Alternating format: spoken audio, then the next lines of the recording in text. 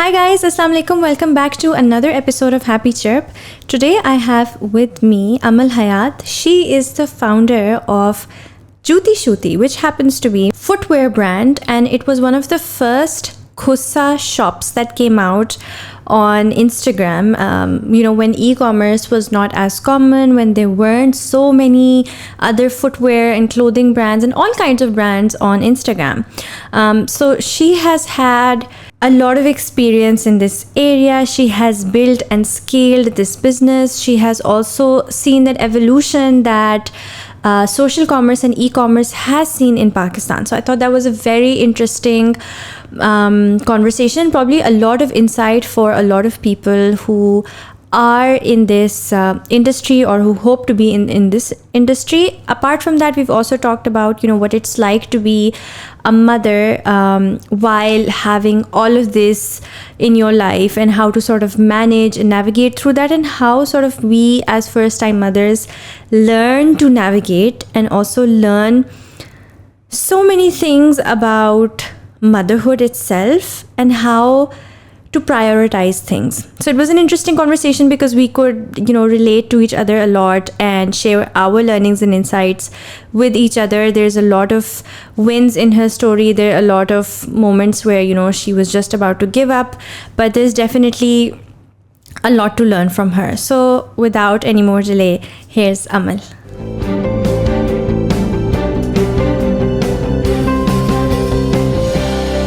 Hi Amal, how are you? I'm well. How are you, Hamna? I'm good. Thank you so much for coming.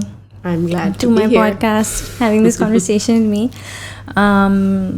So you happen to own JootiShooti, right? Yes. Yeah, and I remember like a really long time ago, so many years ago in the internet, this brand came up and they were selling khusse.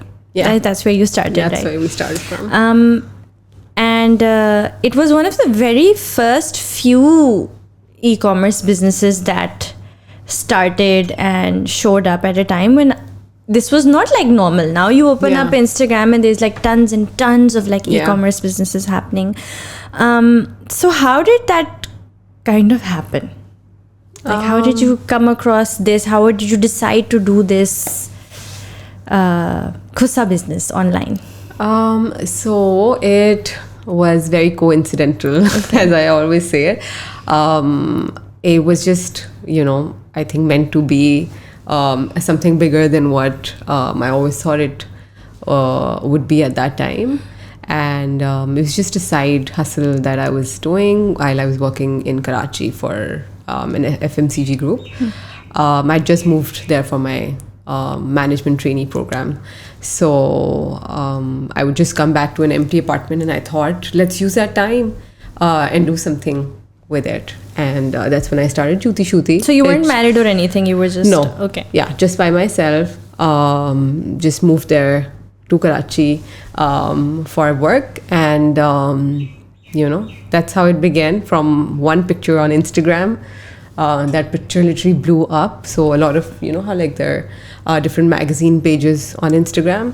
So they just shared one of them, one of the pictures that I put up, and just got so many likes. And I started getting people to follow me, and I have a private account on Instagram. And then I just started getting a lot of DMs and a lot of requests, follows, etc.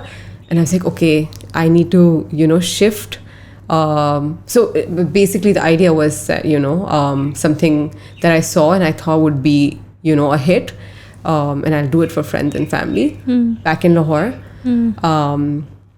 And bas phir I just but where did the idea of making, what do you mean put up a picture? Like so it was just something that I saw, and I started I just thought, the product itself that I saw was pretty cool. Okay, where was this? What was this? This was in Karachi, just some market that I was visiting, because I just had weekends and I would just go out and like check places out and stuff. So I saw like a khussa that was hand painted, and I put up a picture, and nobody had seen it in Lahore. Okay. Even in Karachi, I think not a lot of people had seen it. This is like eight years ago. And bas phir uske baad I just put up a picture on my Instagram, and people started asking, kya scene hai is tarah. And I was discussing with my mom and, just a couple of friends. There's this thing that I saw, and I sent a picture and I said, I can get it for you guys. And then one of them said, just take orders, just take orders from, everybody and like lana san hoga. And then the shoe sizes and एक बड़ी complication हो जाती. So I was like, अच्छा चलो ठीक है कुछ सोचती हूँ, I'll just put down. And then I made like a small list of friends and family in Lahore who wanted that.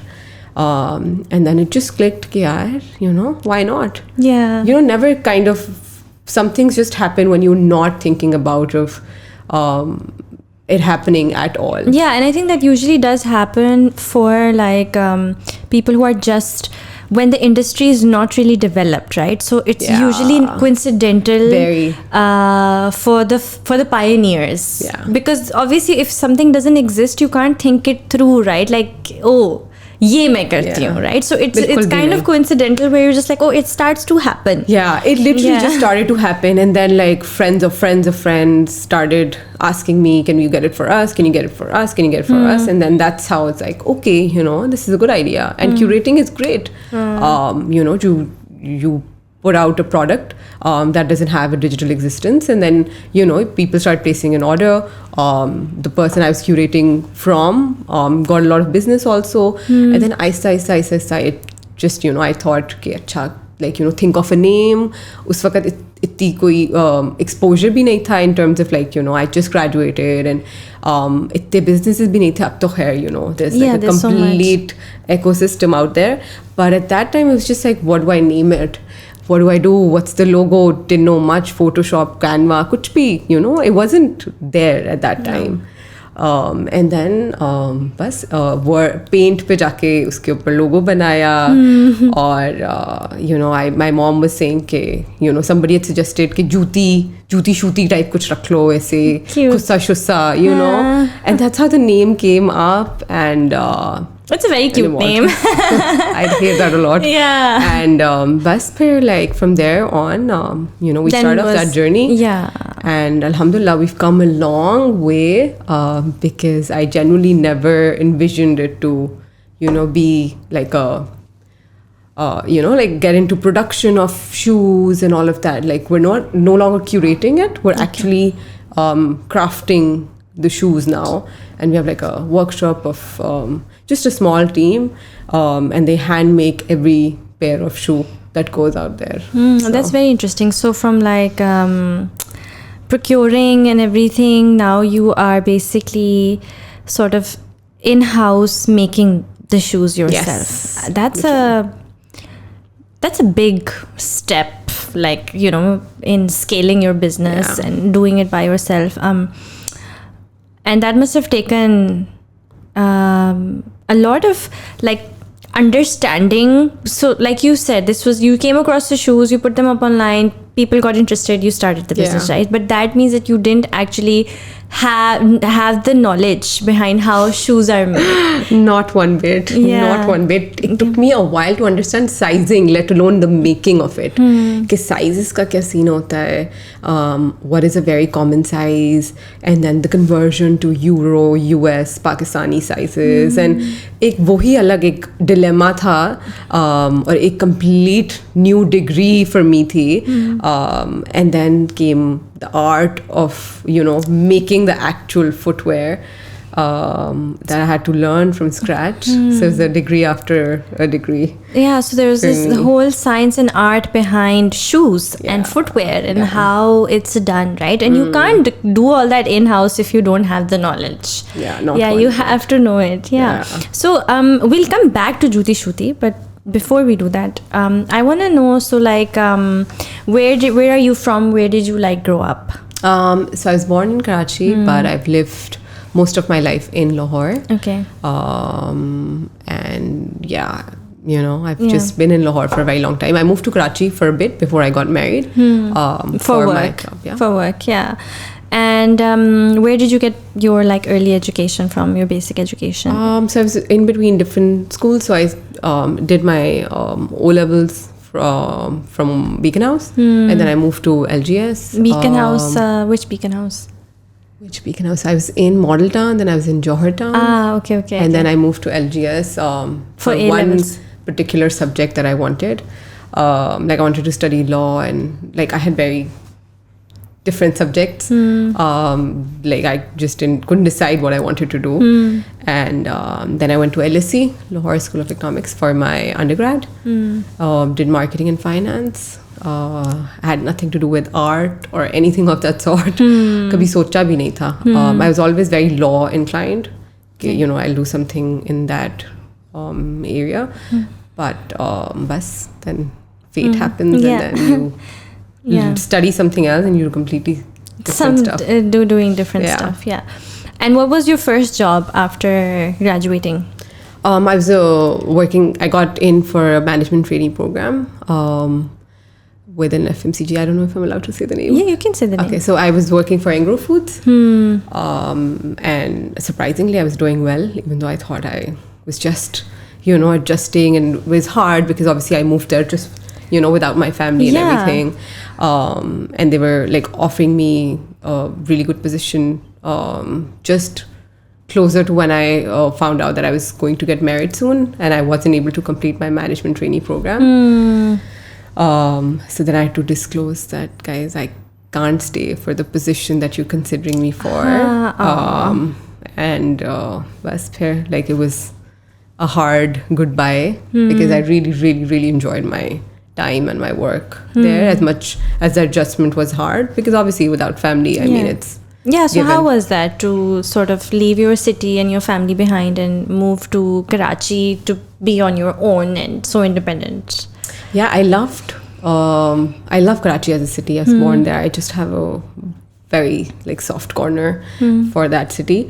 So that adventure of living alone in a favorite city of mine was definitely something I was really looking forward to. But leaving family behind, and Karachi ke jo halat the us waqt, काफी ज़्यादा वो वाली चीज़ सी that would scare my family a bit. But my mom, mashallah, is she's all supporting me in my dreams and everything and anything that I wanna do. And she was like, you wanna go for it? Because sending your daughter to a somewhere like Karachi in that time period where things were very unsafe, I think it takes a lot of guts. It takes a lot of guts. Yeah. And being a mom myself, I know how hard it is to kind of, let your child do whatever they want, knowing that things are not too favorable. Knowing the some risks, attached to it. Yeah, for sure. Yeah. So I think she's been my biggest support system. And then I got married. I had to come back from Karachi. Yeah. What part of the adjustment was more challenging for you? Yeah. So finding a place to stay that was safe and, single person friendly, having a flatmate, just settling phase वाली चीज़ होती है कि कहाँ रहना है, किसके साथ रह रहे हो, वो जगह कैसी है, लोग कैसे हैं, neighbors कैसे हैं, इलाका कैसा है, ऑफिस के पास है. Because obviously I didn't have a car there or anything. I had just graduated, moved to another city the minute I got an offer because it was big. And then I just thought, okay, I have to do this. And literally on the day we were obviously given a place to stay for a month. By the company. And then they said, look for something in that duration. And my mom was there in the last week and she was like, I'll help you out. And we couldn't find anything. And it was literally, I have to go back because obviously where do you stay if you don't have a place to stay? Yeah. And then I was like, okay, I mean, if it's not meant to be, I mean, I just can't just get a room and start saying it. It just has to be, good enough for a single person to stay. And my mom to be satisfied that, she's in okay hands. And I was like, अच्छा अब नहीं मिल रहा, फिर क्या करें? I mean, how long can you look for a place? 1 महीना था, उसमें देखा कुछ भी नहीं मिल रहा था. And then just the last day when I was about to book my flight back with my mom because she was there for that time duration. Yeah. It just happened. Somebody connected me to someone, and it just happened. Found a place. She was looking for a flatmate. I was looking for a flat. and like we just connected and it worked out. So you lived with the flatmate? Yeah, I lived with a flatmate, and I think it was great experience. Great, like you're out of university, and I didn't like stay in dorms or anything. So for me, it was like for the first time I was on my own, living independently. It really makes you grow up. For sure. Yeah, definitely. Like, and have a routine like subah utho, and you do your own thing. You have somebody coming in to clean. You leave for work. You come back. You figure out khana, peena, everything. Like from bills to groceries to everything. And so early on in life, at least for me, it was like that because I never thought that I would move to another city. And like I genuinely, I think, learned a great chunk of like independence and doing things on my own from that experience. And then you had to basically leave because you were going to get married in Lahore. So how long did you stay there in Karachi? About 9 months. Before you great 9 months. Great 9 months of independence and learning and everything. So you moved back to Lahore after your wedding. To Lahore, and then did you find a new job in Lahore or something? So I started looking. I don't know, for some reason, like a lot of people said, okay, obviously your resume says that you've like quit your job, like you did a chunk of time at this place, and then you're leaving. You obviously have to explain your potential employer why and what happened, and you got married, and that marriage aspect of it would just be like, matlab shaadi ho gayi hai. What guarantee do we have? So it happened a couple of times, and I was like, okay, unki currently company mein itni zyada married औरतें होंगी, why is that a problem कि like आपकी शादी हो रही है और हो गई है, and are you going to be able to continue? I don't know, it's just such odd questions that came my way. And I did like a couple of interviews in the same industry, basically. FMCGs में ही मैं करी थी because Lahore doesn't have a lot of options. एक दो ही है.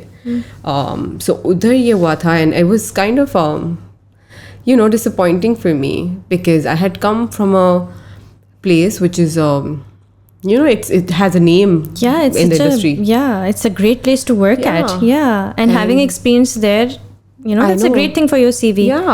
But they were focused on the fact that that I'm married, and maybe like I will not, like my husband may not allow me to work or whatever. I don't know what was going on in their heads. No, I think so. What's normally going on in people's heads is like this woman has just gotten married, so I don't know how long the family is going to be supportive of that, and B, she's going to get pregnant. Oh yeah, for sure. I think that so it's basically that she's going to get pregnant, so how much should the company invest in a person like that who has a chance of getting pregnant? Maybe so that's where they're usually coming from, which is really unfair to very unfair.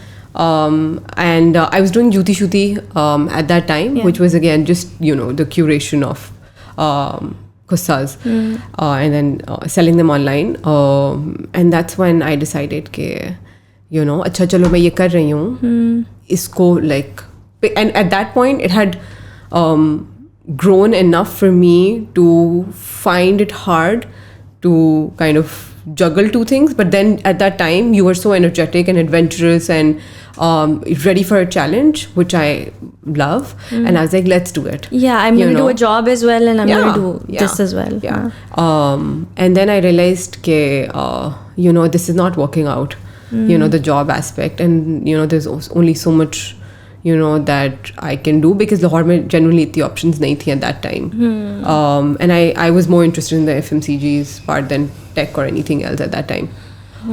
So I thought, let's do JootiShooti full time till we find something else if it comes my way. And for now I'll just focus on that, and I'm very glad I made that decision. It all worked out for the better. So I'm glad that I thought of it at that time, let's do this and let's see where things go. And I think probably having your full focus on it kind of helped you take it more seriously, because when it's a side hustle, you never take it as seriously because it's just something you're doing on the side. Correct. Right? But when it's something you're doing full time, you take it as your profession, like as seriously as you would take your career. For sure. That this is what I'm doing. And I think to run a business successfully, you have to have that mindset. For It's sure. as important as, if you were doing a job. I agree on that, because Yeah. I think that's when a lot of avenues opened up, and I started thinking in all directions. Ki, acha, so this is a business. For now, I'm curating. How long is this sustainable for? Because when you're buying a product from someone, the quality is in their hands, not in yours. The design is in their hands. How much can the product evolve is in their hands. All you're doing is getting it from them and selling. And that's when I decided that, in order to kind of have things in my control, this is one aspect of the business that needs to be under my supervision, which is, making of the shoe itself. And because we were making kusas at that time, that's where we started off with, and then there were a lot of things that there were already kusas in the market, right? But then, I decided that agar main production kar hi rahi hu, why am I getting into production in the first place? Because I was facing quality issues. I was facing multiple problems, sizing issues. There's no standardization and all of that. And that's when I decided that, these are a couple of things that I need to work on, and kind of re-engineered all of it, because the art of crafting khusas and creating them and stitching them, everything existed way before we came into business, of course. Of course, yeah. But what we wanted to do was change the narrative of having khusas being worn on Eid and shadis and festive wear, and make it an everyday shoe. Why not? Because आप यही कहते हो कि आप liberty या कहीं से भी जाके अपनी जो भी आपकी सिटी में जो मतलब एक एरिया होता है मार्केट में जाके आप ईद से पहले खुद से ले रहे हो या शादी मेहंदी से पहले खुद से ले रहे हो. And we wanted to change that idea. Yeah, completely. you kind of did. I think because you guys really normalized the kusa wearing. Kusa wearing, basically, yeah. Because I personally, I wear like band jute and flat shoes. I'm not a heel person for most times.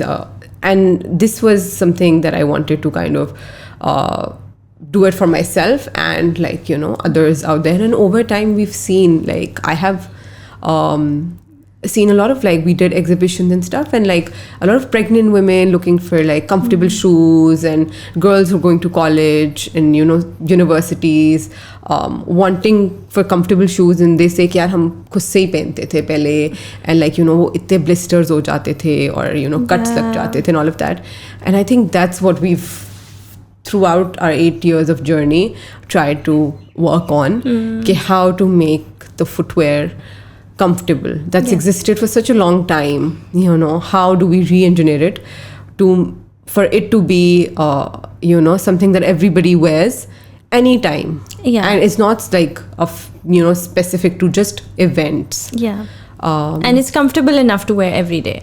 For sure. Yeah, and it doesn't give you blisters or hurt your feet. It's like your go-to footwear. Yeah. Make khusas like that. Yeah. And we started off with that, started working on it. We were able to, come close to all of that. We were able to create a product that was wearable in terms of even design, because designs भी उस तरह के होते हैं ना थोड़े चमक धमक and festive. Yeah, so we wanted to. There were no options available before for anyone to wear them on the day.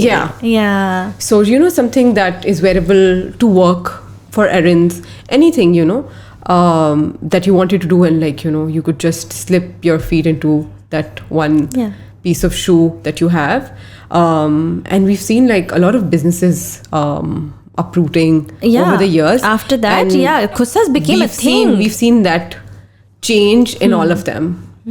And I'm very, very glad actually, because this was something that took us a really long time to work on, and to be able to see that every other business in the market is able to offer that option. It's good, because that just shows that more people are creating a product that more people get to wear. Yeah, the demand has grown, and obviously the supply is growing. Yeah.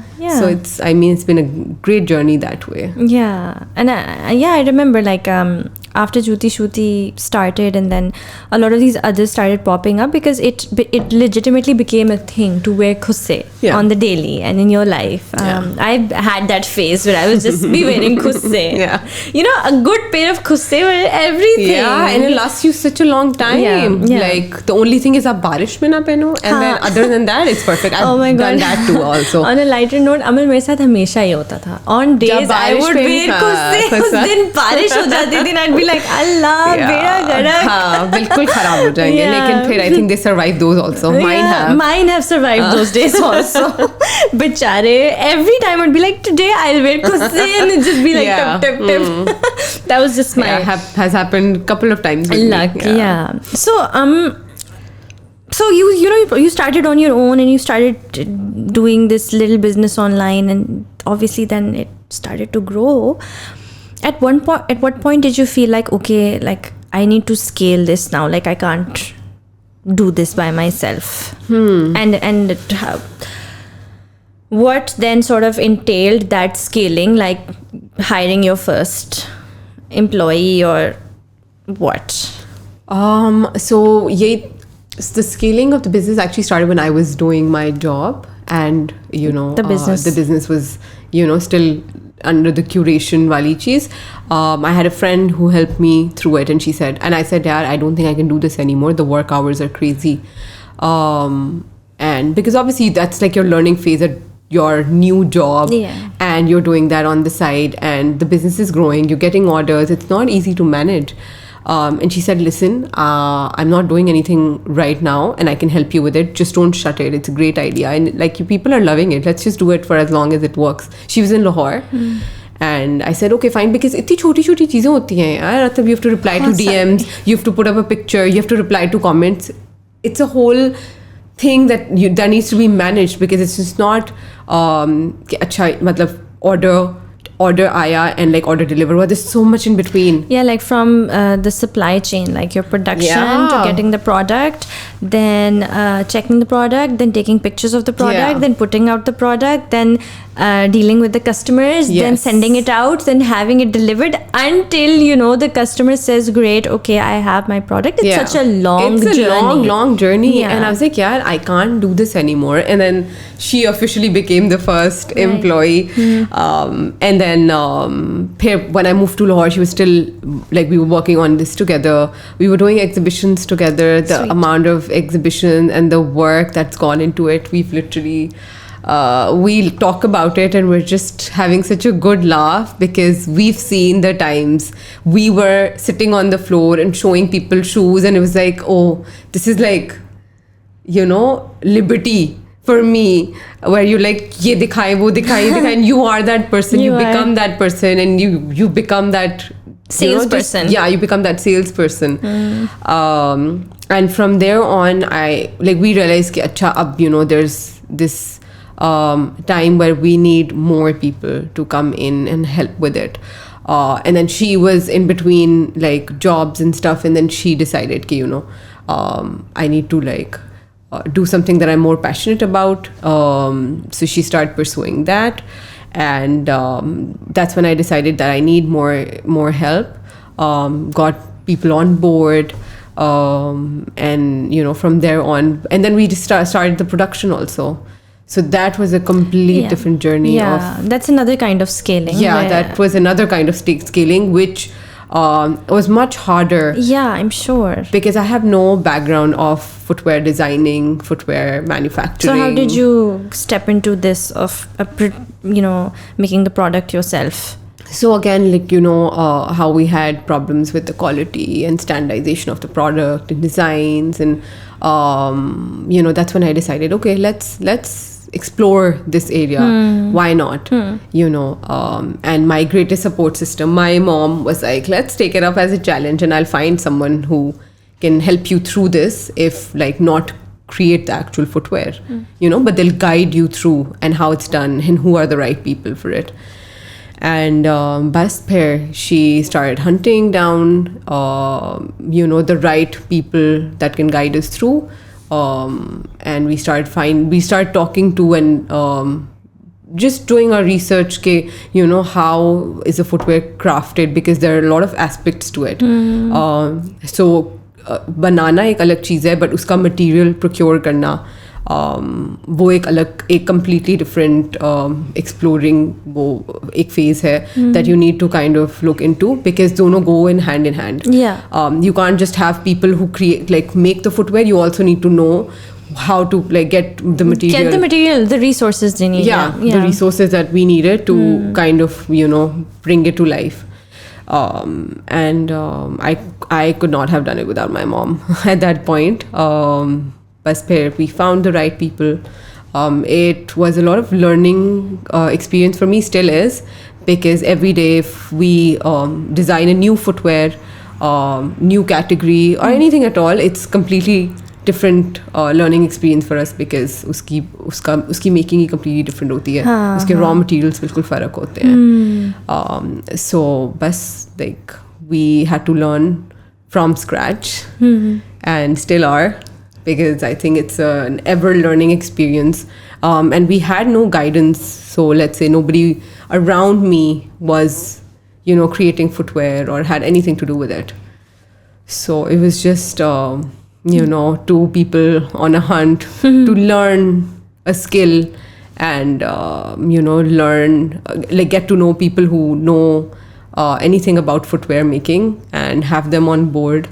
And but फिर ये होता है कि आपका अपनी एक vision होता है that you need to impart to your craftsmen, because you know, what you want to develop has to be told and worked on with them, because they know how to make the footwear, and I had ideas of how, again, we wanted to re-engineer and design it. The aesthetic you want, the style you want, because they know the skill, but they have a different, like, they just know a few ways of how they want to make it, right? And then you have to give them the vision based on your brand. Like, this is what our kustas look like.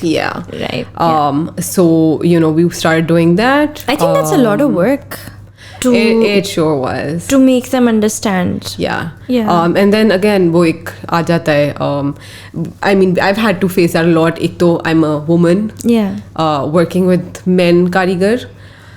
And you know, not somebody who I don't know, like, उनको एक वो आती नहीं थी vibe of an adult कि हम किसी बड़े के साथ काम कर रहे हैं, because they're used to working with, you know, men, and you know, उनके लिए बहुत नई चीज़ थी है कि मतलब कोई आपका स्कूल का प्रोजेक्ट है, like, that's what I would be asked all the time. Even now, आपका यूनिवर्सिटी का प्रोजेक्ट है कोई, आप कोई फैशन स्कूल से आई हैं, even to date, like 8 years later, I'm still answering that question कि नहीं, you know, like this, you know, मतलब प्रोडक्शन है और इस तरह काम है, और you know, ऑनलाइन रिटेलिंग है. So I mean, वो भी काफी मुश्किल चीज़ थी जिसमें it's a bias, or like that you have to sort of fight with, because I think the kind of backgrounds they come from, they're just not, that's not what they're expecting. Being told, you know, anything about what they need to do, how they need to work, or what they need to work on by a woman. And they don't take women as seriously. For sure, not at all. So that was a challenge for me that I had to really work on and work through my way. There are times when I'm literally the only woman in the entire market. So multiple times, you know, इस तरह होता है. But ऐसा like, you know, we're talking about how industry is growing. So there are more women, you know, getting into this industry. And when it's going to happen, then that's how it's going to get normalized, right? And that's when their mind is going to change. Like, when women are going to come out and they are going to tell them that this is what they do. This is not just a university project. It's a thing that they're doing. It's as serious as anything else. You know, when they see it happen, their minds are going to change automatically. Like जैसा ये fashion industry में होता है, so anything to do with clothing and stuff. I think dominance of women बहुत ज़्यादा है उस चीज़ में, and वो normalize हो रही है with the कारीगर्स and everybody कि जी बाजी का business है या बाजी ने काम बताया, but footwear में इतना ज़्यादा नहीं है. So it was always like men oriented business, या इस तरह के you know, big names that have existed in the footwear industry. So all the just craftsmen some were used girl to. was not something that they were used to. Yeah, basically. Doing So a just business. Yeah. something that I had to work through and kind of, work with them. एक वो, management of change वाली जो चीज़ हम literally पढ़ते थे and how resistance to change एक चीज़ है, वो मैंने in actual देखा है कि it exists. On the job, वो you learned. सीख लिया. Yeah. Yeah, so with you, there's one thing that I feel like is something you can answer. It's because you started out in the e-commerce industry when there were very few players, like very few e-commerce businesses. And ever since then, we've seen so many come up, right? So I'm sure this industry has evolved and you've witnessed that evolution For sure. more than most people. Can you share like how it was before and what are some of the changes you've seen come up in the e-commerce industry? How has it grown and changed? I think पहले बहुत ad hoc सा था, बहुत chilled out tha, the kind of photography you were doing, the kind of content you were putting out there, ekdam se then you felt, okay, this is serious business, the kind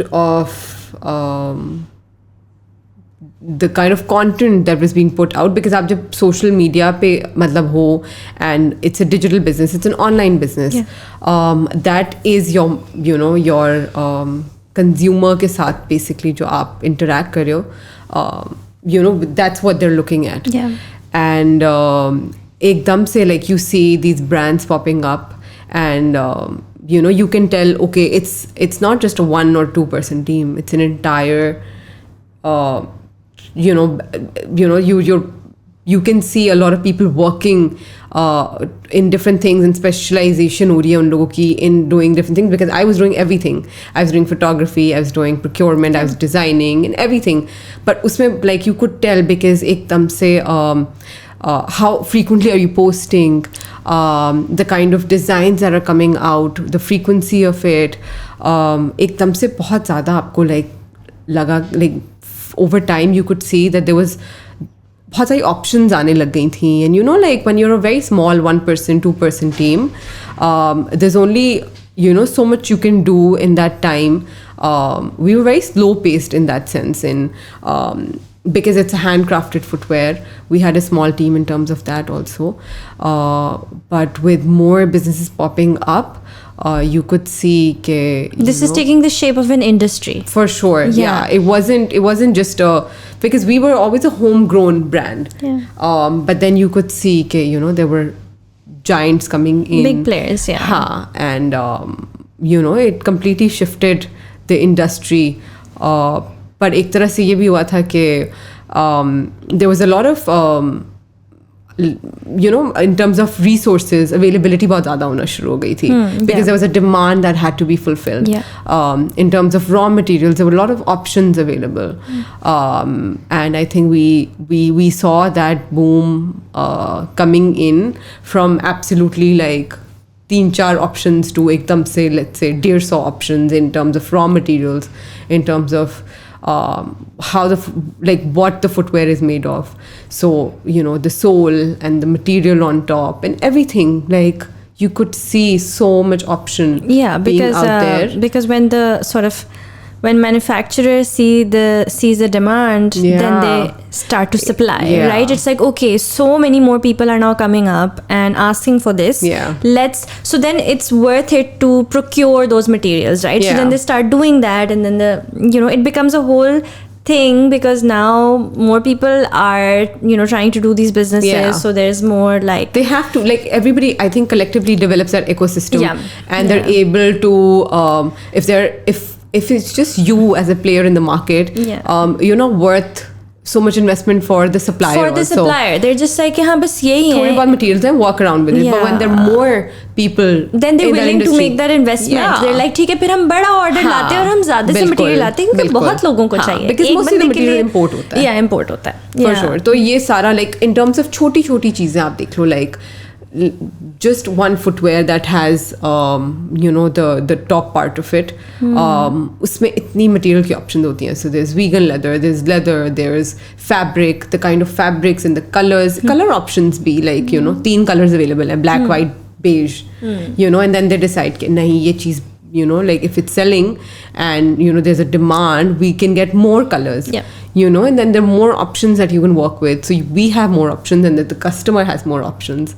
So it kind of developed into something much bigger than it was back then. Yeah. In terms of, and then even the craft itself evolved so much. There was a lot of learning for us too.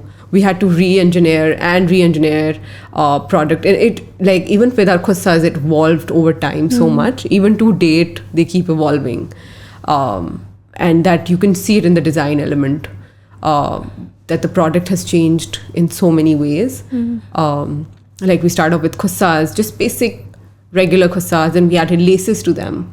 Then we created like a loafer out of it. Yeah.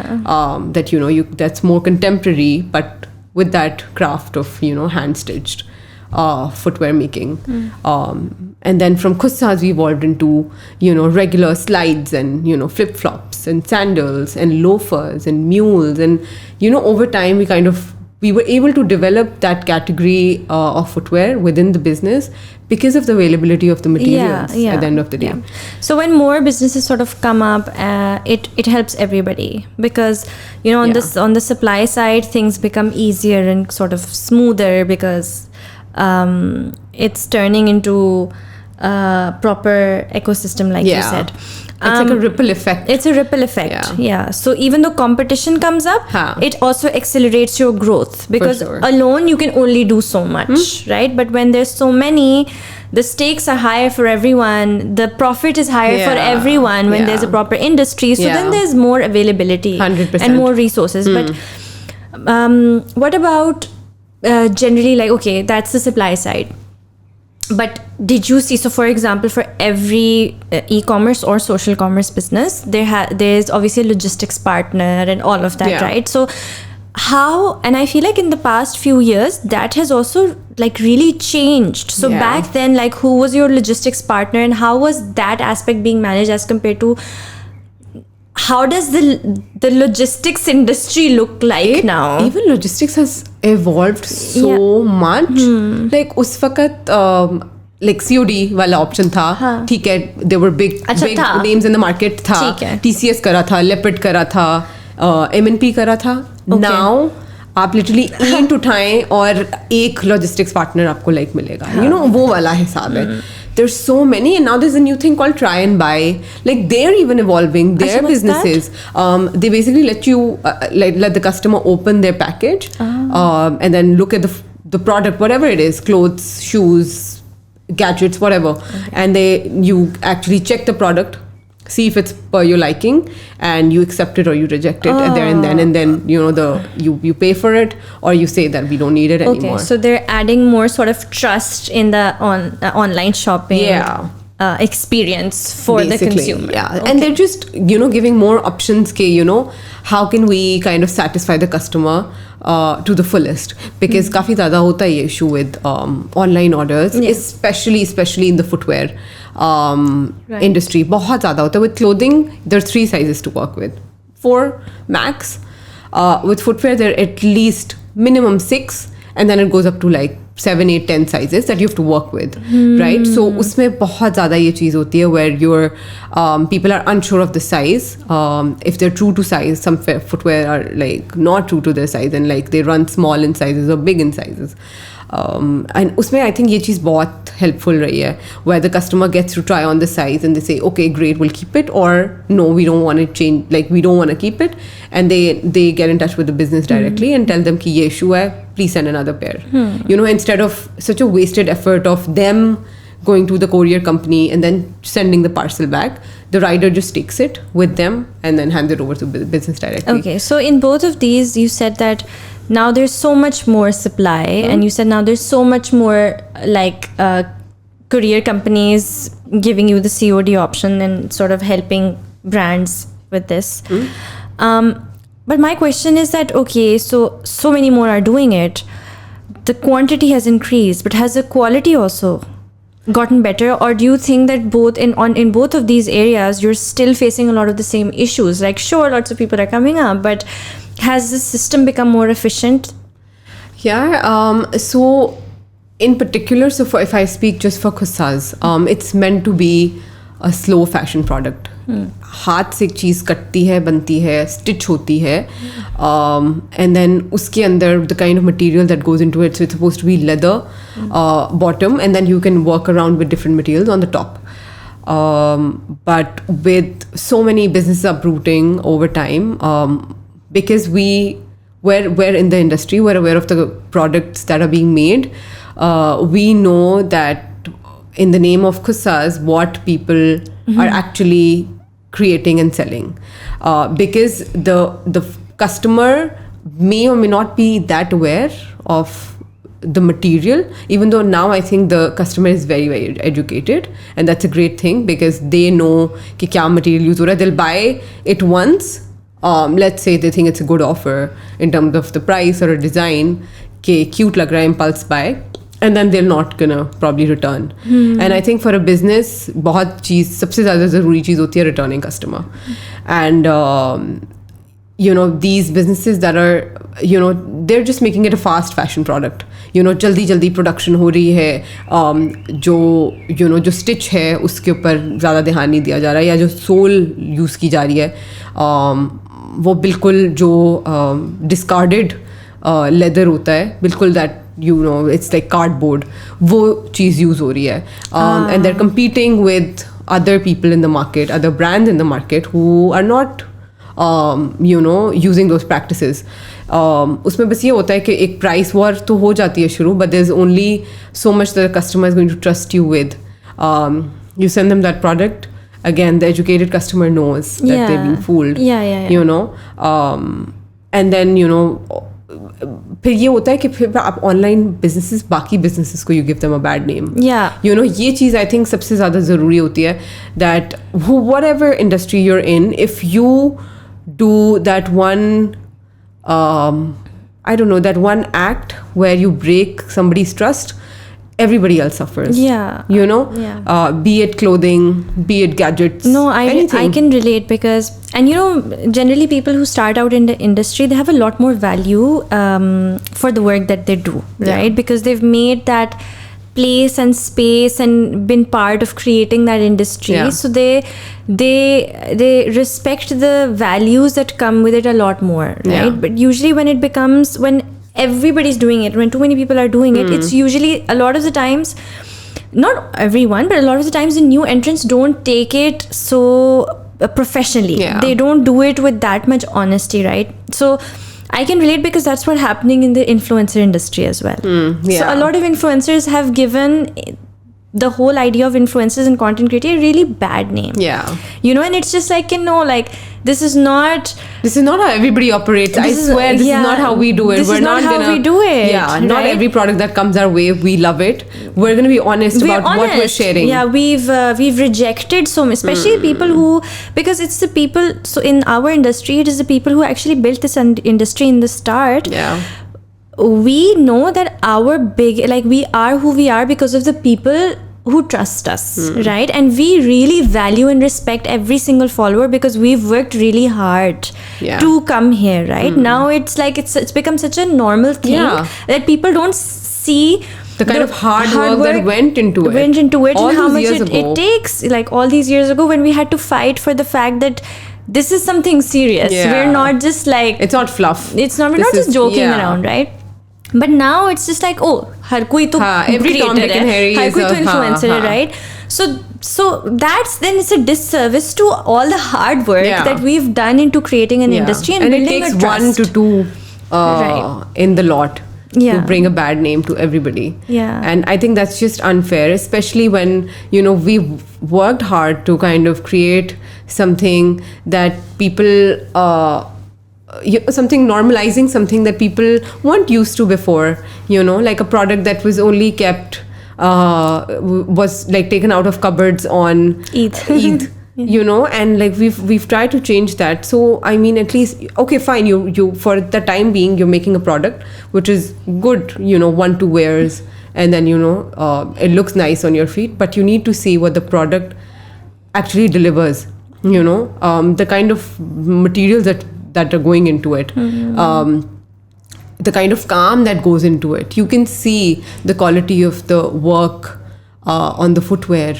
There are a lot of kussas in the market. You'll see काम हुआ हुआ है उनके ऊपर, like embroidery हुई हुई है, या you know, हाथ का काम हुआ हुआ है, अड्डे का काम हुआ हुआ है, and you know, because they're able to create a product at such a low price, and वो फिर price war एक चीज़ शुरू हो जाती है, that you know, only you know the kind of product that you're putting out there, and the kind of craft that, you know, you're selling is not what is available in the market, you know. And फिर ये भी होती है, we have added costs too. If you're creating a product, you're working around it to build it to be more comfortable, different in design, or whatever you're working on. It takes a lot of time, it takes a lot of money on your end to create that, and then it gets replicated, which has happened multiple times. And I mean, now it's just like, you know, I discuss it with Osama, who's my husband, and also my partner in the business. You know, I would just DM it to him, and I would say, okay, oh, another one of the designs got copied. Yeah. And initially he would be like, yeah, you know, I mean, that's not great. And I'm just like, you know, now I'm just like, oh, another one.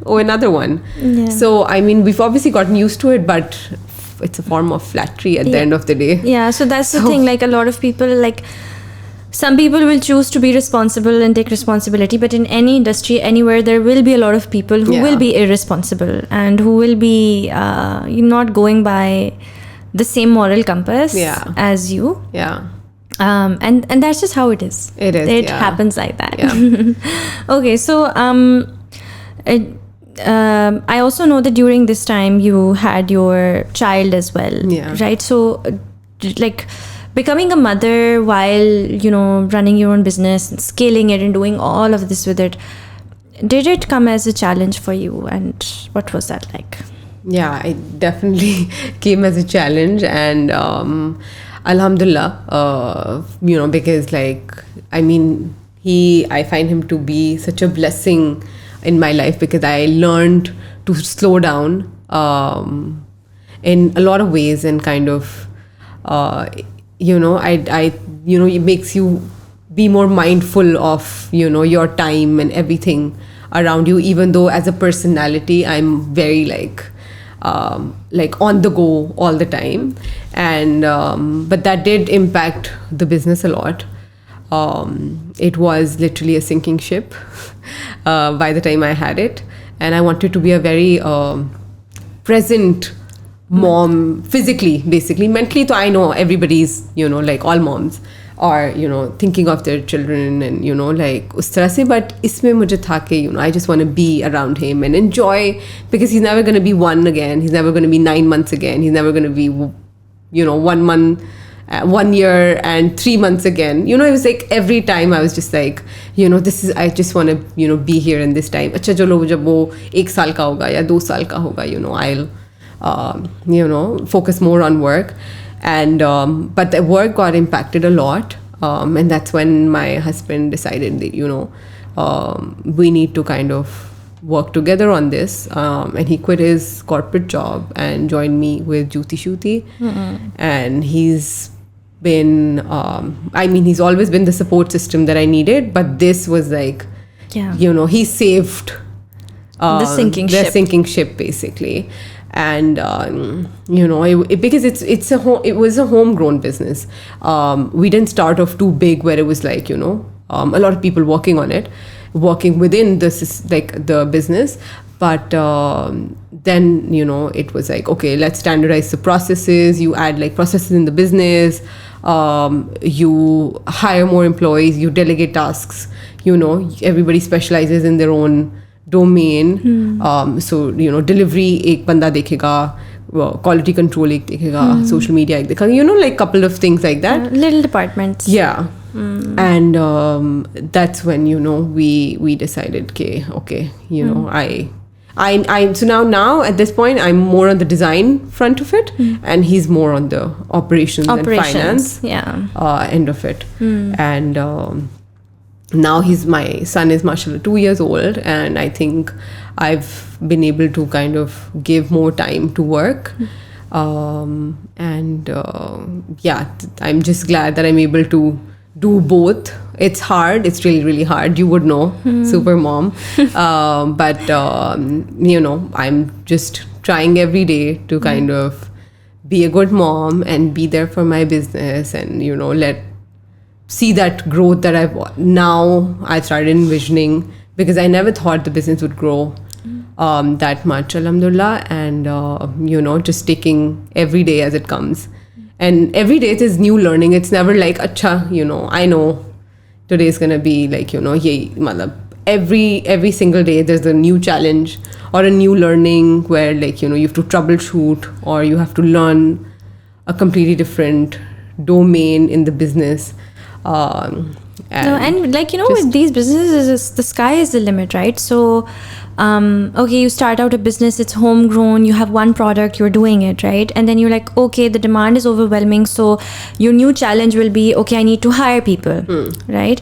And then the next time your new challenge will be, okay, maybe we need to increase the kind of products we're making, so more designs, okay, more different kind of shoes, not just like khusse, or okay, but now we need to do the manufacturing in-house, okay, now we need to do photography in-house, or whatever's like not working, right? So first is like building, then there's sustaining, and then there's also scaling, and it keeps like so with with everything in life, it's like the moment you've overcome your challenges and you've achieved, you are gonna take up a new challenge, because you're like, okay, I've gotten here, now I must scale, right? And then new set of challenges. So it's never ending. It's like no matter how much like you get there, you will pick a new challenge for yourself, because you obviously want to grow. It's been that way for us through and through. Yeah, for sure. So we're doing exhibitions in Lahore. Okay, let's do it because we have an online presence, and that means that there are very few chances where we get to interact face to face with our customer. So we took up a lot of like exhibitions in the start where we wanted to showcase the product and like show it out there, and it's very different when you're able to touch and feel the product than what you see online. So we took up a lot of exhibitions, and we started doing them in Lahore because that's where we're based. And then there was an opportunity in Karachi. We did an exhibition in Karachi. Then there were multiple opportunities in Islamabad where we met, by the way. So that happens, and then we did exhibitions in Islamabad. We did exhibitions in Faistabad, and then we decided, okay, people love the product. And we would get like multiple international orders too, and mostly from UAE. And so we decided, okay, we've done exhibitions, we have an experience, let's take it outside of Pakistan. And we did multiple exhibitions in Dubai to start off with, and it's the experience was, I think, amazing. It was the response was great. We did it in Dubai, and we had so many customers come in from cities close by, that they would come from Sharjah and like other places, Abu Dhabi, and they would be like, we just came for JootiShooti. And I kid you not, this like happened on every exhibition. We've had like about 3 to 4 customers who would just come, and it would have been nice to actually have them DM us that they were coming all the way for us, because we would find out when they would come to the exhibition कि हम मतलब 1 या 2 या 1.5 घंटे का सफर करके आए हैं for like JootiShooti, because we saw that you guys were coming for an exhibition here. And honestly, I think that was such an overwhelming experience, because I mean, at the end of the day, it's just footwear. Yeah. And somebody is taking out that kind of time to come all the way for you. you're really doing something Right. that they want, Yeah, I think these are the real wins. For sure. Yeah. I mean, that experience was great, and that feeling was so good that I mean, I still to date I remember their faces, all of them, who would come all the way from another city just so they could purchase a JootiShooti pair. We'd ship internationally also, and they could have done that, but they wanted to come all the way to like make that purchase and buy the product and like just experience the whole thing. And that was, I think that's the most amazing part. So these little wins, I think they're definitely what we work towards. So before you became a mom and you were about to become a mom, right? What was your sort of expectation versus reality of how you were gonna run your business and be a mom? Okay, so first time mothers out there would know that it's completely different than what you expect it to be. I mean, I never thought I didn't think through कि अच्छा इस तरह से आप. I was like, I'll be able to manage. I mean, I mean, there are times when the baby would sleep and I can work, and that never happened. It's just you are caught up with your child so much that you feel ke acha, and then there's mom guilt, where you're able to take that time out and you're working, but you're like, okay, I should maybe spend more time with the baby. But I think it's been a task to kind of juggle the two. Initially, I mean, initial months are also tougher. Yeah, for sure. And then eventually when, your child gets into a routine, then the mother gets into the routine also. So I was able to kind of work during his nap hours, just schedule my work around it, because with your work comes that kind of flexibility. Yeah. You decide. Yeah, you decide when you can do things, which also means that you're working on the weekends, you're working late hours when, your baby's napping and sleeping. So obviously, like, I had to maneuver my time a lot around his schedule. And alhamdulillah, now, I mean, it's I feel like it's a great routine for both of us. And I think he has really changed my routine in terms of the waking up early, getting that head start early in the day, and then like finishing a lot of things before he wakes up, and then doing his thing, giving him all that time, and then while he naps I go to the office and I do a lot of, and then again you have your own working hours also. So that's great when you're working for yourself, but again you have to work around your I mean, I had to work around my baby schedule, and been able to kind of work that out pretty okay now, alhamdulillah. It's taken me a really long time. I mean, he's 2 now, and it took me 2 years to kind of fully get back to work. So at this point in time I can say that I am like working full time, and like going in early hours, coming back, picking him up from the nursery, and then going back, and going back to work, coming back, taking him to the park, and then फिर जो time slot होता है उसमें थोड़ा सा काम कर लिया, because I'm on the design end of it. So there's a lot of like creative work that's involved, and I like to do that like in the early hours of the day when he's asleep. So I mean, you have to create your own schedule, whatever works for works around your the schedule that your child allows you. Because I mean, you have to do both things together. Yeah, that's how I used to feel, like always, when you are doing your own work and you're doing your own thing and you are your own boss, when you have a child, after that you are suddenly at the mercy of your child. For sure. There is no like then the baby is your boss, and you do it around their schedule and how they want it done and how they need it done. and that's just how you have to do it. You have to work around and figure it out. Yeah, you have to figure it out. Go figure it out. Wala hota hai ki bas ab aise hi hai. Like, they make that space in your life, and then you have to work around it. As a mom, what do you think was your greatest challenge? Was it work, or was it mother related stuff? So like, was it managing work with a child, or was your biggest challenge with motherhood about motherhood? I think a bit of both. Okay. But more with managing work with the child, because I really wanted to just enjoy every single moment with my baby. It was like, कि नहीं मैंने ये let go नहीं करना, मतलब, I want to be there for this, and when he wakes up, and then in the morning I want to do the massage myself. No, I don't want anybody to help me out with it.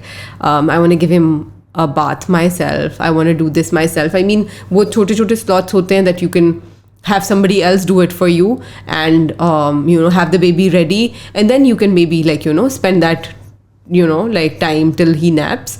But I wanted to do everything all along with him myself. So it's just something that I just decided to take upon myself कि ये भी करना है वो भी करना है. But now I've over time realized. No, but so that means that you mindfully did put work on the back burner. Yeah. You were like, this doesn't matter to me right now. 100%. As much as I feel that the business has kind of suffered in ways because of it, but at that time I wanted to be fully present and physically, mentally available. Yeah, so it was a to choice. My child. Because for some people, it's like they really feel like doing all of these things, but then they're also like, no, but I need to do this as well, and I want to do this as well.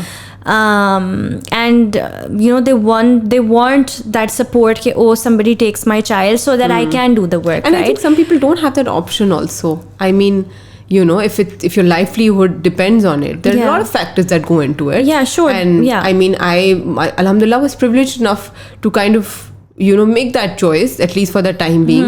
That I was able to have that support system.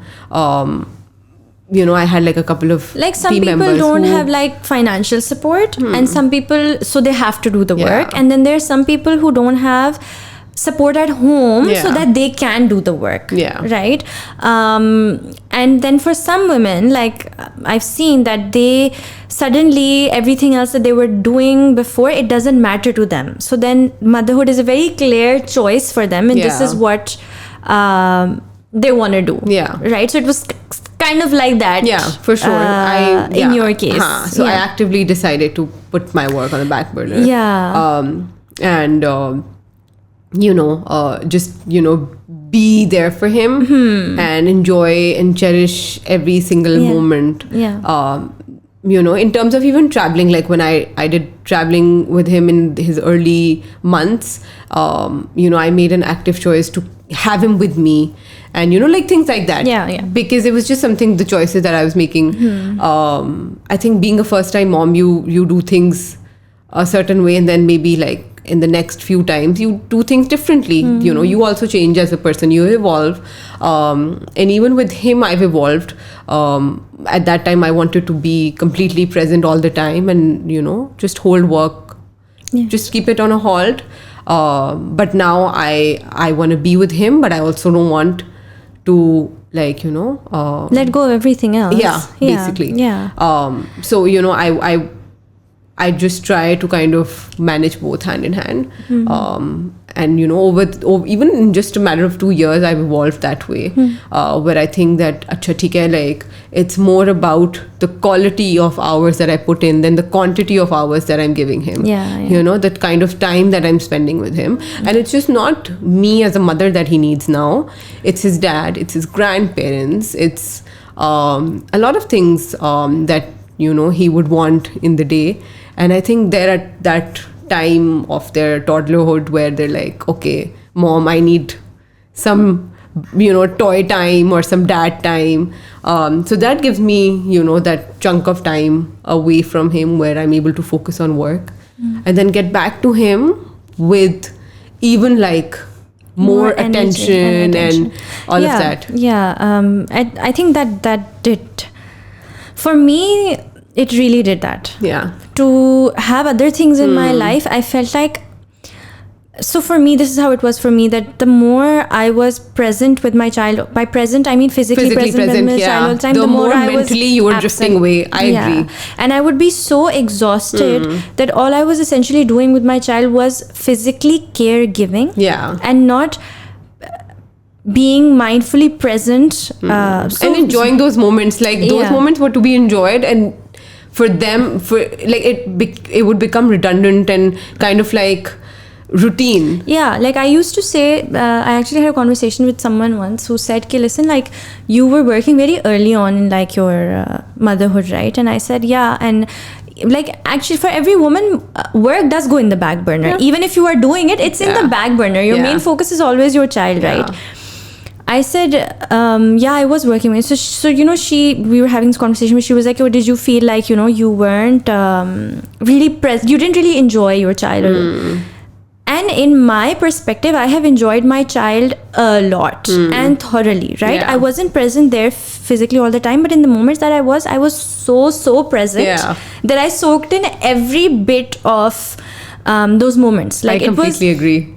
Like every time I was with my child, I was truly connecting with my child. So my child was not merely existing in the same environment as me. And I'm not saying that people who choose to do that, there's something wrong. But for me, that's what worked out. That's what worked out more. In fact, on days where I just felt like I was physically present all the time, I felt less connected to my child. I know what you mean. Than I did when I would do other things, and I would come back and I would have like the most beautiful connection with my child on those days and have wonderful moments with him. But on days where I would just be so physically and mentally consumed with the caregiving aspect, it left no time whatsoever for connection.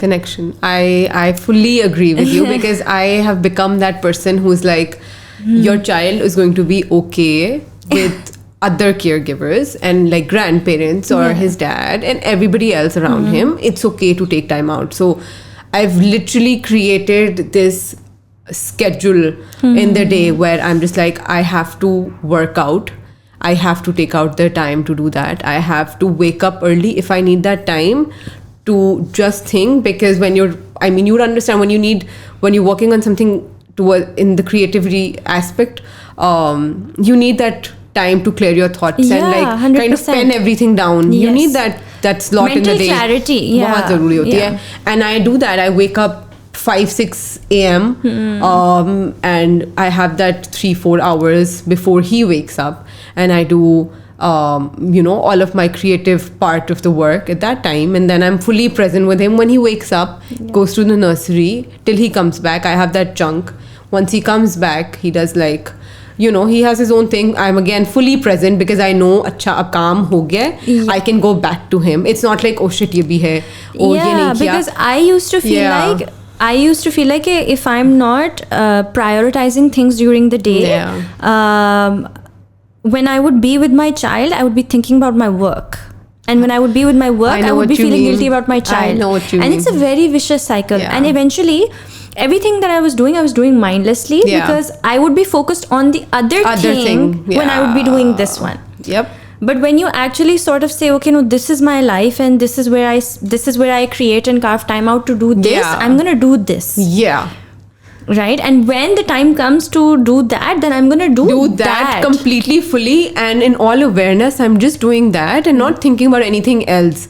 It's like, there were times when even in my namaz, I would be like, ye karna hai, isse tha, ye. Because you're not giving time to the thing that requires your full attention at that time. Yeah. So when you divide your day in a way that you know that, okay, this is my work time, this is, your child time, this is me time. If you're working out and thinking about the work that you could have done in that hour where you were not doing the certain task, it just messes up with your head so much. It's actually a vicious cycle of guilt. Because in every moment, you are guilty about something else that you were supposed to do, or you should have completed. So, I haven't been much of a procrastinator. Even like before work, baby and everything. But now it's like you value your hours so much. You know, if you're going to be with your child from, let's say, 5 to 7, then you're fully present, fully aware, and you have that connection and you enjoy every moment. And then you know, okay, now it's time for myself, when you know you're going out with your friends, or you know you're working out or anything. And I feel that putting in that time and investment in yourself does good to everybody around you, not just your child, but to your, like, even family and everybody around, because you know you have that clarity and you're not that cranky self and that guilty self being presented and and especially being with to other your people. child. Like Amal, I used to feel like, you know, when I would just be so drained with motherhood, if my child would wake up in that night, I would just be frustrated because with सुबह उठ that. के ये इस तरह होना है, because No, and पूरा it's दिन just- ये किया, right? But अगर बीच में, even if, so for me it's like, even if I had a very hectic day of work and other things and motherhood, but I gave myself time, I gave my work time, I gave my baby time, I did everything, and I went to sleep, and my child wakes up in the night, I'm not frustrated with him because my cup is full. I can't agree more with you. Right? Like, I'm in that phase where, you know, like, I know what you're talking about, because there was a time when I was doing things completely the opposite way, where it was all like, नहीं उसके साथ होना है, हर चीज़ उसकी like experience करनी है, but you know, with like frustration in your head, you do things, and like you just generally not be a pleasant person to be around. Yeah, been there also. So I know what you're talking about. Now, like, you know, even when I'm traveling, I'm just like, you need to chill out, you know, it'll work out, things will be fine, you know, you're there for him. If you need to do something on your own, be by yourself, somebody else is there to take care of him, and he's going to be fine. You know, just actively telling yourself that, you know, you need that time for yourself to be mentally present for him later in the day or in the later hours, you know, because, you know, kids are kids, and they're gonna get sick, they're going to be you know, waking up sometimes middle of the night, and just because you were not able to, you know, do things the right way, in a way कि, like, you know, like, give your time to other things and just being fixated कि बच्चे के साथ time ज़्यादा spend करना है. It's not his fault that he's waking up in the middle of the night. You have to kind of manage your emotions, because you're the adult, right? वो तो उठेगा, वो tantrums throw करेगा. You have to actively manage your emotions, so that's the thing, like, which is connected to how you're working during the day, how are you managing your hours.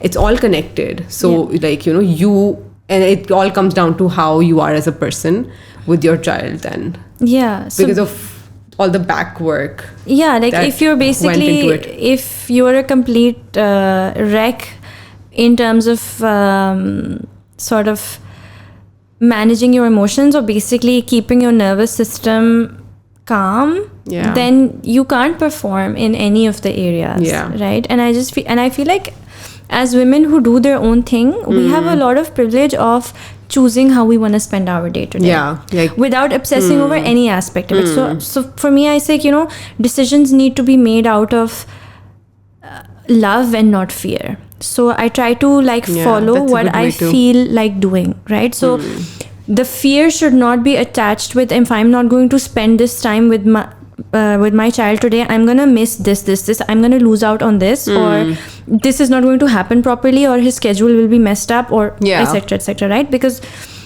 then I'm choosing to do this only out of fear, right? Or for example, so I'm not going to choose to work today, even though I feel like working, but this is going to happen, so I'm going to do this. Same on the other side. So because this was such a battle for me as a woman in my head for the longest time, one day, like my husband, he suggested to me, Hamna, you need to live life for yourself. He said, trust yourself and live life for yourself and see how you perform. And I realized that the fact is that we don't trust ourselves, so we're always scared of the outcome if we don't do things a certain way. What will become of our child, or what will become of our work? And that's what we're basing all our decisions on. And my husband said, listen, you do your own thing. How about you just start doing things based on what you feel like doing, and you will find yourself doing all of it well, right? And I was like, okay, let's try to trust myself. And the day I did that, my life changed. Game changer. Because I woke up and one day I would choose to, okay, I feel like spending time with my son today. And I would do it. You would actively just, do that. Do that without the guilt of, without shaming myself or guilting myself into anything. Yeah. Right? And then if I felt like spending the whole day with him, I would spend the whole day with him. But if I wanted to get up and work today, and I wanted to, and I felt like spending the whole day of work, I would do that without that voice in my head telling me, you should be with your baby. Yeah. So because that would be a should, not a want. And when I started doing that, I actually realized that I actually manage much better, because when I would spend a full wholesome 1-2 hours with my child without thinking I should be working now, like moments later I would find myself walking to my little diary and my laptop and doing the work and fully being in it without thinking about my child without anymore. The guilt. In both scenarios, that I need to be doing my work and I'm with him, and when do I do the work, and the work is suffering, and when you're with him, then you're not thinking then about... it was very based on what I need to be doing or what I should be doing or how I should be managing my time, or this should be work time and this should be baby time and this would be me time. No, it was like, okay, I have the privilege to decide how I want to spend my day, and I'm going to spend it like that and not worry कि अच्छा क्योंकि मैं अपने दिल से कर रही हूँ तो मैं ना एक चीज को बिल्कुल छोड़ दूंगी. ऐसा नहीं होता. You do actually, you need to trust yourself. You will find yourself doing those things without somebody saying in your head you should be doing this, because you find that time to do everything. You'll crave for the time to spend with your baby. You will crave the time to be creative. You will crave that time to be working on and when you do it project. In that natural flow of want and crave, you actually perform better in those tasks. I cannot agree because more. You're doing them more mindfully. Okay, now I'm here and I'm doing this, and you're doing it because you love to and you want to, not because somebody in your head said, listen, go do this. You should. What are you doing? Are you letting go of your career? Are you flowing way too much into motherhood, or are you just going way into your career? You're letting go of your child. It's not like that. If anybody I tell that I'm waking up at like 5 a.m., 6 a.m., they're like, you're crazy. That's because literally at 6 a.m. I just want to wake up, and I want that head start, and I want to be able to have those 3 hours to myself. And sometimes I'm working, sometimes I'm just doing nothing, and just like having my coffee and just literally doing nothing. But those 3 hours are like game changer for me, because मुझे वो जो एक head start मिलता है. Okay, I had time with myself. It wasn't like, oh God, he's up, I'm up, do I go change? Like, should he change? Okay, now it's drop off. It's like when he wakes up, I'm just smiling and I'm like, okay, I'm there for you, because I've had those 3 hours. There's no chaos in the morning, right? I can relate on this so much, because for me, slow mornings are everything. So when I wake up, I want like peace, and I want to, because it's gonna get one more. after another, and I want mental clarity before I step into that.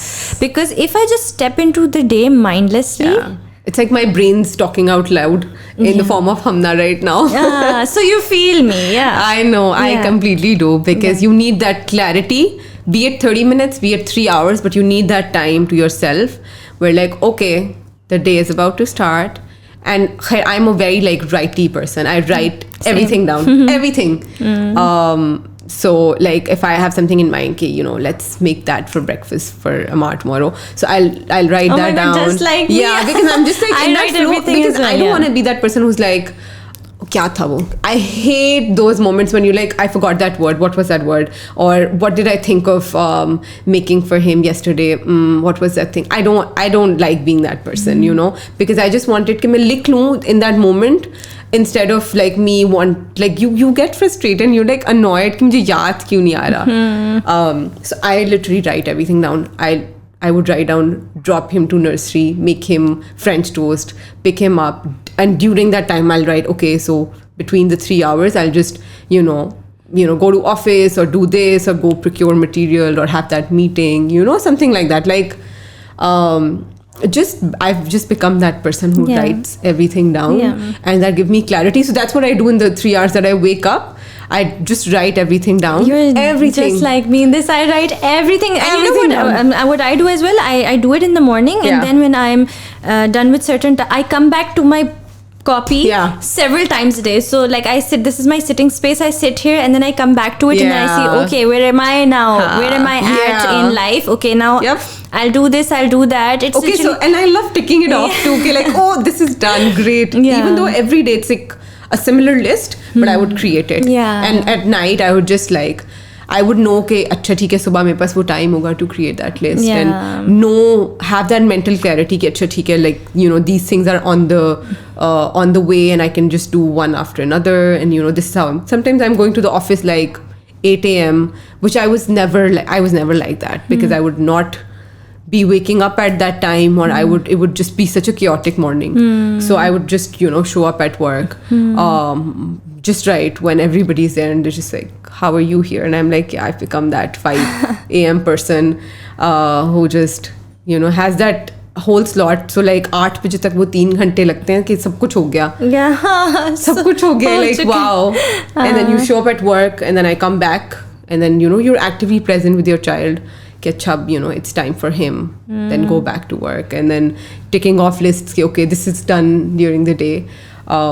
So I've just become very mindful of these things, and you know how, like I was telling you before, I do that so that I have that time to myself to kind of enjoy the little things, you know, because if you're always in the moment thinking कि क्या करना चाहिए, अब क्या करना चाहिए, अब ये हो गया, I have a list prepared. I know how I'm doing my day. I have that clarity, and like obviously with like some ups and downs during the day, normal, you know what the flow of the day is going to be like, you know, and you kind of enjoy that time. Basically, you are not spending your entire day trying to get a hold of it, because you already did it in the morning. So now whatever is happening, when you have so much clarity now, it really actually helps you live in the moment, because it's just like, you know, you're not worried about the next step or the next thing or what's going to happen or how to take control of this day, because you got your clarity in the morning. Right? And you know, even the things you've written down, they might not be working out. You want to do things differently during the day, it's fine, but you had your mental clarity. That's the most important thing. A lot of the times I write things down, but my day doesn't go like that. Of course, I mean it's bound to be like changes.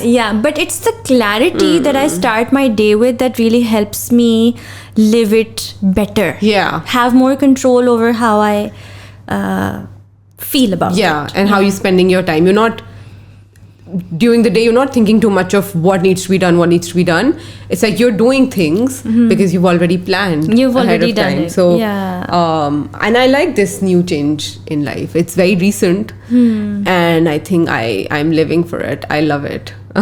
This is new. This is new, okay, and that's it's nice. a great change that I like, because I'm able to have my son in a schedule, work in schedule, not feeling guilty about so many things. You know, taking care of yourself. And I think this has to do a lot with how you probably feeling back in control in your life, right? And I think that does happen at the 2-year mark, where, because before that it's very unpredictable, and you do have a huge loss of control over how you live your life. And then suddenly your child is 2, and suddenly it's just so many things, like so many things at play for us. Agency again. Like what age is your child, and like how, if you're doing your own thing, not your own thing. Like I think for like women in general, there's so much at play, and for men it's just, you know, just different. Very different, very different. Like we work on so many cycles. Like it's just how it is for us, and I think we've learned to kind of maneuver our lives around it. There's way too many layers.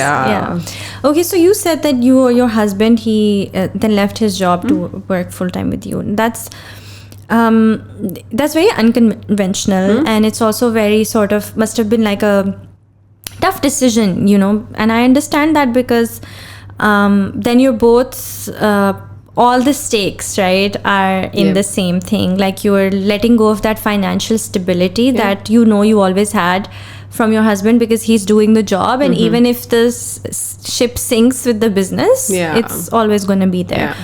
So how did you guys make that decision, and what was it like to make such an unconventional decision to give up your own work and support or join hands with your wife in her business? Because I remember my husband, like, he was working in Teradata, and that's when I started my own business.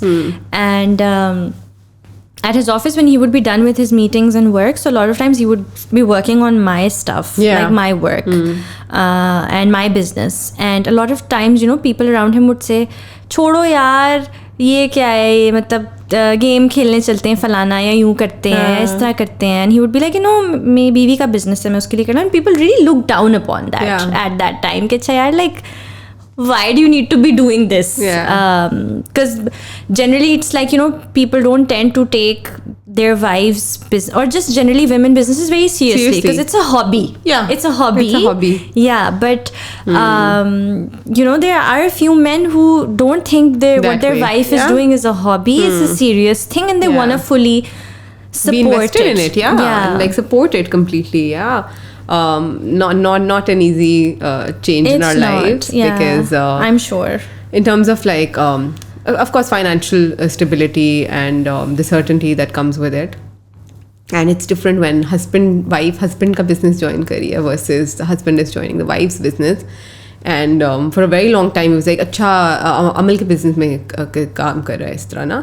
So I was like, we're working together, we're partners in this. So it's not like he's working for me or he's working for, like, is tarah nahi hai. Like, he has a completely different domain under him, and I have a completely different domain under like myself, and I really can do the work that he's doing. Does. I mean, that's not my area of expertise, and I don't think I can do justice to that. And like him coming into the business was a game changer, because it's very different when you're a homegrown business. Financials बड़े आपके कागज type होते हैं, like कोई वो वाली चीज़ नहीं होती है, कोई बिजनेस नेम रजिस्टर नहीं हुआ होता, कोई आपकी प्रॉफिट लॉस स्टेटमेंट नहीं होती है, कोई आपका मतलब इट्स जस्ट जैसे आ रहा है चल रहा है, कोई री इन्वेस्टमेंट वाला उस तरह का नहीं होता कि like what ratio is going into it, कोई मार्केटिंग बजट्स कोई ऐसी चीज़ नहीं होती है when you doing that.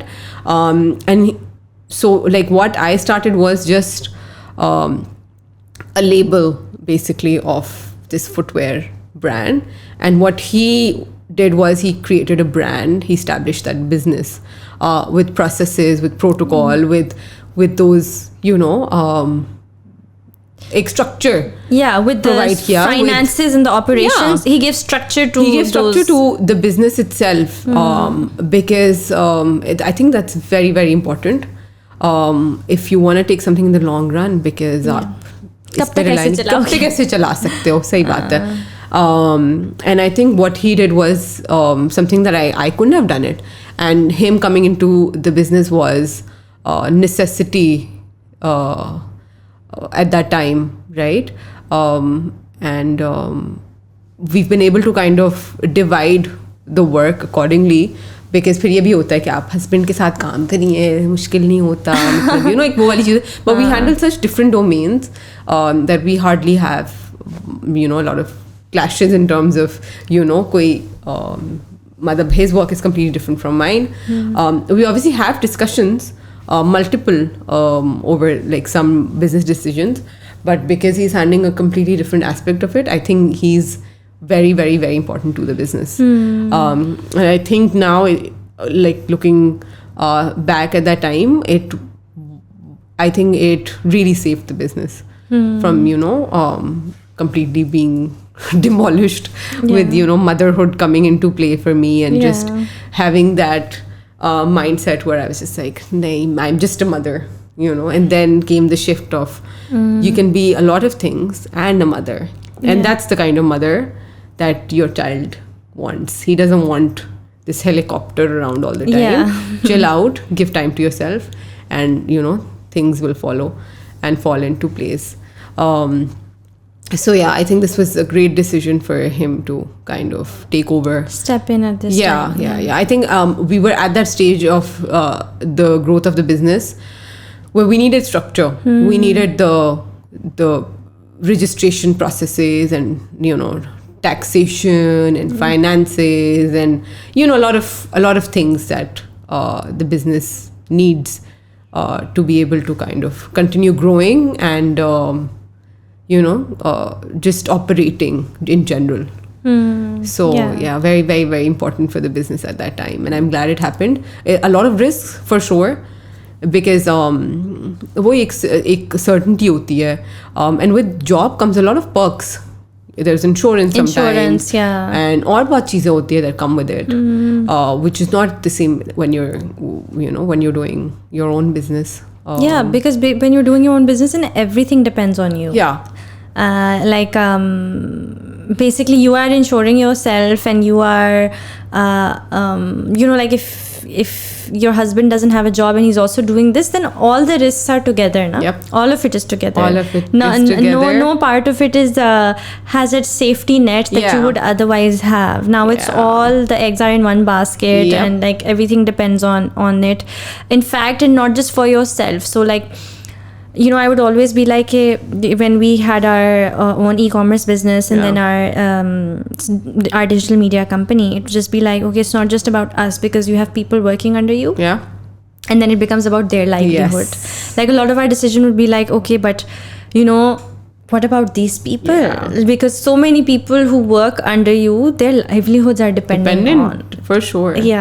So there's a lot of responsibility and a lot of responsibility comes with this, and like आगे से उनकी मतलब, so we have our own production and everything in Lahore and then other smaller cities where the craft of khussa making basically takes place. And फिर आगे से उनके ऊपर कितने लोग dependent हैं because of the work that we provide them. It's a whole cycle.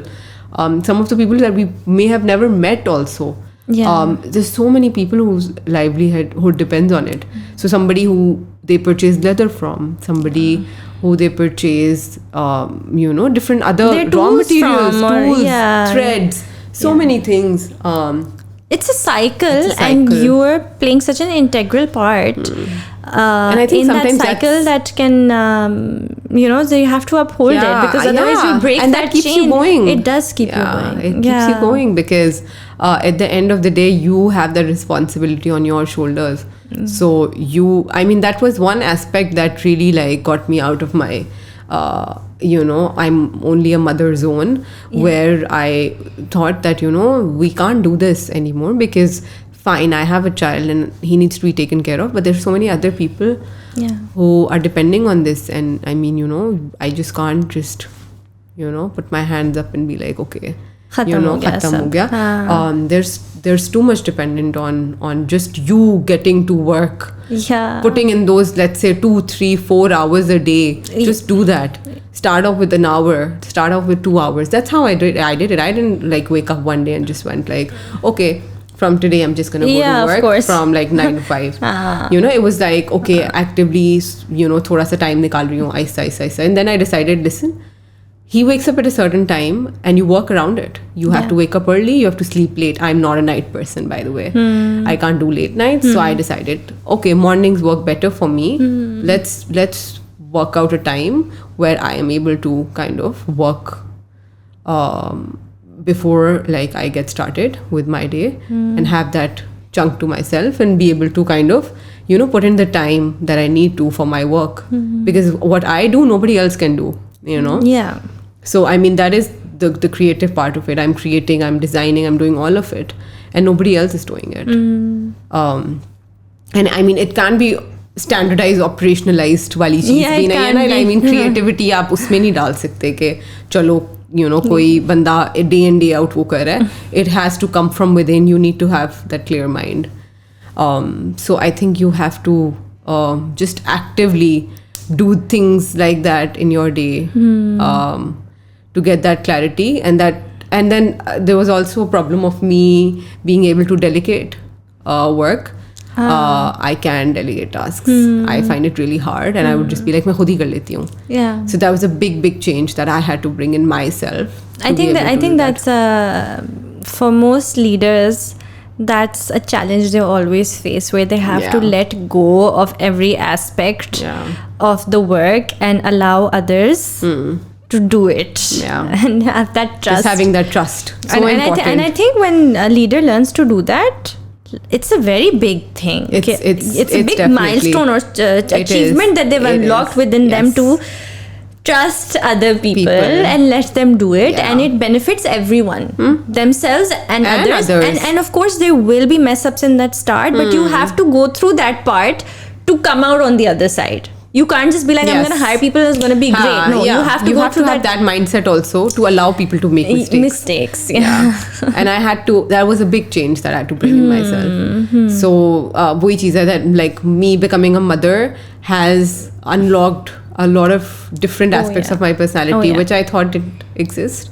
So I had to learn how to delegate. I had to learn how to get a very, very early start and schedule my day to the T, where like, this is when I wake up, this is when I do this, this is when I do this, this is when I do this. And again, allowing myself to also enjoy moments and slow down when I need to. You know, your body tells you, okay, chill out, you know. So just being more aware in that time. Just a lot of aspects of your personality that come out. When you become a mother. Seriously, I feel like you feel like sab khatam ho gaya hai, but it really helps you step into your power. Like मतलब वही time था before I became a mom. ये 24 घंटे ही थे. And I'm just like, I can't believe in those 24 hours, like I'm able to give time to myself. Like before all of this, I would find it such a challenge कि रोज workout करना है, वो 1 घंटा नहीं निकल सकता, मेरे पास नहीं है टाइम, कैसे निकालो रोज सेम टाइम, या मतलब फिर लेट हो जाता है, फिर ये भी करना है, वो भी करना है, काम भी है. And now I realise that with my child, with work, I am still able to take out the time to do something for myself, be it anything. And like I just feel कि वो 24 hours ही हैं, but you're able to manage so many things. Because after you have the child and everything that you want to do, you and after going through it so like with such difficulty in the start, you eventually learn how you can perform better in those hours and do it more mindfully. So everything you do, you're doing it more efficiently because you understand the value. To do it. You value the time so much. Value the time so much. Yeah, you don't like mindlessly. And you actually realize कि पहले आप कितना before the child आप life कितनी mindlessly गुजारते थे. सही बात है. और आप एक्चुअल में कितना टाइम जाया करते थे. और क्या बकवास करते थे. I tell all my friends, I'm like, guys, take the tips. Like traveling becomes completely different, 360 degrees switch when you have a child. So I keep telling them like time to time, unsolicited advice दे रही होती है मैं कि guys, traveling is very different when you have a child. Enjoy it. You know, it's a very different experience. Here it's very different. Like it's literally like presently they're doing completely different things than you, and you actively make that choice because you know you want to be there for your child and do like, you know, they need you. You can't just be like, okay, never mind. So and then there are times when you're like, okay, now I need time to myself, he's doing good on his own. But फिर वो आपका mind, obviously it's in two places at the same time sometimes. You can't help it. So this is just something that completely like changes when you become a mom. And बस उनको मैं बस कह रही होती हूँ, guys, this changes when you become a mom, and this changes when you become a mom. So like, you know, enjoy however you're doing things right now. It's very spur of the moment, so it's not very pre-planned as opposed to like now when you have to pre-plan things in advance. So what's where is JootiShooti at now, and what all are you guys doing, and what are your plans with it? So we were actually working towards a new category of footwear that we're launching very soon. We're actually just working on it, so it'll be launched anytime, inshallah. And other than that, we as most businesses are kind of exploring international markets, avenues, which I think is the new thing that everybody's working towards. I think that's where the industry is at now. Now it's time. Now it's ready. Now it's time to let's take this outside. I mean, we did it way early in our journey, where we took JootiShooti internationally. But now I feel that to have that permanent presence, I feel, where we're just out there in the market for international clients. I think that's the goal for now, considering how the economy is and everything, obviously, and also because we feel ready. So we're excited to kind of explore another domain. That's going to be a lot of learning and unlearning for us. And yeah, that's basically what we're working towards. And but congratulations to you on setting up such an amazing business out of Pakistan, and thank you. selling it outside of Pakistan, and from homegrown to where it's at now, and just being also the pioneer in this. I think you guys have done a really good job. There's a long way ahead. But yeah, we're proud of, we've come a long way, and just the lives that we support and the work we're doing, and just surviving and thriving and growing all these years, seeing the country go through such ups and downs, and it's genuinely impacted businesses. We've seen multiple businesses close down, unfortunately, which is so sad. But I mean, you're lucky to kind of be surviving through that time, and then seeing growth. And you see it's a journey. It's like you have seasons where you're thriving, and then there are seasons where you're barely surviving. Barely surviving. You're so right. Yeah, but it's how it is. Yeah. So good luck to you with the rest of your journey. Thank Very you. Exciting times, I think. Is there anything else that you want to say or talk about here? Just that when things change in life, I feel you should embrace it, regardless of what that change might be. For us, it was motherhood. For some people, it can be just getting married, just getting started. For some people, it can be just graduating out of college. For me, I've seen multiple changes, just moving from one city to another without family, change that I was ready to take on, then starting something of my own, and that changing so much over time, and then just motherhood itself changing so many aspects of how you would do things, and then you would do it differently. So it's good to kind of embrace the change and then unlearn and relearn things. And I mean, for a very long time, everybody has those perspective about things, and it's okay to kind of have them evolve and change, and not be stern about like how I would be initially during my motherhood, कि नहीं यही करना है, यही सब कुछ है, so cut yourself that slack, and give yourself that time to kind of be different about things with time. Sort of like being more open and having more ease than sort of resistance. Yeah. Even with work also. Everybody else, obviously not everybody in the team is the same, and there's some people who I feel like we're far behind in work or business, in the industry or whatever, and we came in such a early time, and then that's what I say, that our milestones are very different. What you are doing with your circumstances is very different than what they are doing or anybody else is doing with their circumstances. You are taking a business along with having a child and so many other things which somebody else might not be. So I mean, don't compare your journey to somebody else's. Right. Give yourself that. And that's the thing with the space. Seasons, right? So if you are in your thriving season right now, somebody else may be in the surviving, but at the same time you could be in your surviving, and one could be in their thriving, but that doesn't mean that this is how it's going to be forever. Yeah, for sure. Because life happens to everyone differently, at different times, and it does. And I just feel that you should give yourself that space to to be where you are and to enjoy what you're doing. And just, like, it's okay at the end of the day if it, like, if you're doing things at your pace and you're not in that race, I mean, everybody loves growth in their life, in their work and everything, and it's okay. It comes with time. It comes for everybody. My husband used to say कि हर वक्त छक्के नहीं लग सकते और ना लगाने चाहिए. In any game of cricket as well, it's important to play tuk-tuk for a bit. Yeah. Sometimes that's what you need to do. That's what you need actually. Yeah. And I was like, yeah, that's very true.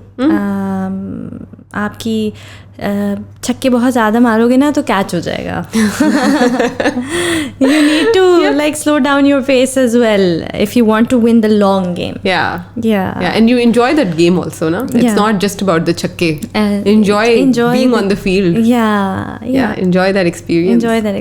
Interesting cricket analogy. Yeah. But yeah, so I remind myself as well कि अच्छा अभी छक्के मारने का time नहीं है मेरा. Take it slow. And the more you try to sort of resist that or fight it, it's just that it just makes it worse. Yeah. If life is forcing you right now to slow down, if things are not happening for you, that means take the hint. God is asking you to slow down. Now is not the time. Your time will come. Yeah. And that will be the right time for you. Yeah. Your time to shine. Yeah. If you're going to spend this time trying to fight it, Yeah. you're going to waste this. You're not even going to enjoy this. You're going to waste You're not this even time. taking it slow. You're burning yourself out. And not seeing the results. Yeah. And it's not happening. Yeah. I mean, you'll see it in due time. Yeah. Just, take it slow when you're meant to. And you get those signs. Yeah, you do. Yeah. I believe so. Yeah. Right. Thank you so much, Amal. Thank you for having me, Hamna. This was great. Yeah, I loved having you. I loved having this conversation with you. So much to learn from you. Because a lot of the things that I felt that, you overcame or like you did or achieved was where I failed many times. So it helps you learn and understand, and like I said, everybody has their life so differently. Yeah. And sometimes your challenges are very similar. Yeah. And sometimes you have very different challenges. But there were a lot of challenges that I saw in your life that you overcame and you did, and someone else, like maybe I wasn't able to do those things, but हर किसी के circumstances फर्क होते हैं, and that's how you learn. And this is good, because whenever I would look at Hamna's Instagram, I'd be like, oh my god, this is so relatable. When you were going through your there was this mom brain going on, and I was like, relatability. And then multiple times when you feel like things are not working out, and then such a big change if you moving, and like things like that, but it's great to kind of have that conversation with somebody who's so like-minded yet relatable, also, yet in a very different circumstances, but yet very relatable. So I like this conversation. Yeah, same. Nice. Thank you so much. Thank you for having me. And thank you guys for tuning into this episode. I hope that you liked it. Please leave your comments below, your thoughts. And don't forget to like, don't forget to subscribe, and I'll see you again next time. Allah Hafiz.